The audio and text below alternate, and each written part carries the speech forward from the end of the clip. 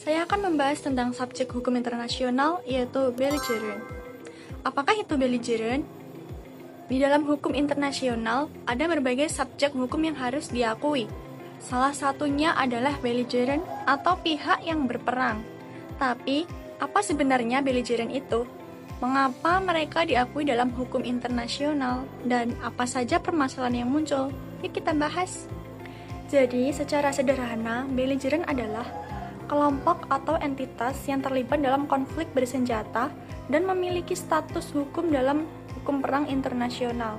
Mereka bisa berupa kelompok pemberontak, pasukan revolusioner, atau bahkan negara yang sedang berperang. Status ini memungkinkan mereka mendapatkan hak dan kewajiban tertentu dalam konflik bersenjata, termasuk perlindungan di bawah hukum humaniter internasional seperti yang diatur dalam Konvensi Jenewa. Selanjutnya, mengapa belligerent diakui sebagai subjek hukum internasional? Yaitu karena tidak semua kelompok bersenjata bisa disebut belligerent. Agar diakui dalam hukum internasional, mereka harus memenuhi beberapa syarat, yaitu yang pertama, memiliki struktur organisasi militer yang jelas. Artinya, mereka memiliki komando dan aturan sendiri. Yang kedua, menguasai wilayah tertentu.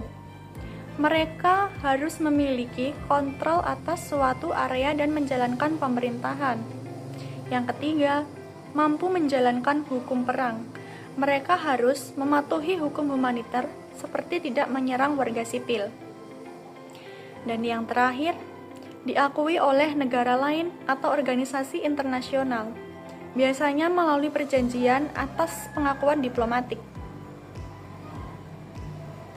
Jadi, jika suatu kelompok diakui sebagai belligerent, mereka bukan hanya kelompok bersenjata biasa, tetapi juga subjek hukum internasional yang harus mematuhi aturan perang. Selanjutnya, contoh belligerent dalam sejarah. Banyak kelompok di masa lalu yang pernah diakui sebagai belligerent dalam konflik internasional. Beberapa contohnya adalah Tentara Pembebasan Kosovo atau KLA dalam konflik Kosovo 1998 sampai 1999. KLA berperang melawan Serbia dan mendapat pengakuan internasional dalam konflik tersebut. Contoh selanjutnya, pasukan Mujahidin dalam Perang Soviet Afghanistan tahun 1979 sampai tahun 1989.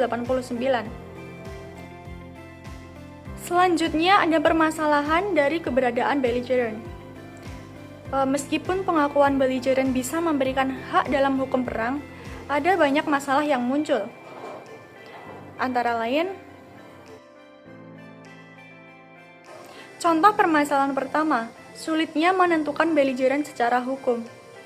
Tidak semua kelompok bersenjata bisa diakui sebagai belligerent. Banyak konflik di mana pemberontak mengklaim status ini, tetapi tidak mendapat pengakuan internasional. Permasalahan yang kedua, pelanggaran hukum humaniter. Banyak kelompok bersenjata yang mengabaikan aturan perang seperti menyerang warga sipil atau melakukan kejahatan perang. Ini membuat hukum internasional sulit diterapkan. Permasalahan terakhir, dampak terhadap kedaulatan negara.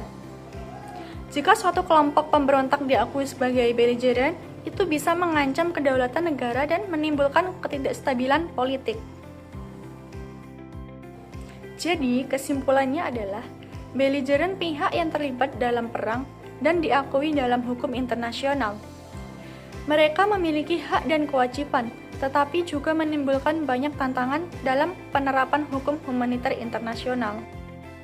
Menurut kalian, apakah kelompok pemberontak yang melawan pemerintahan sah harus diakui sebagai belligerent? Jawab di kolom komentar ya.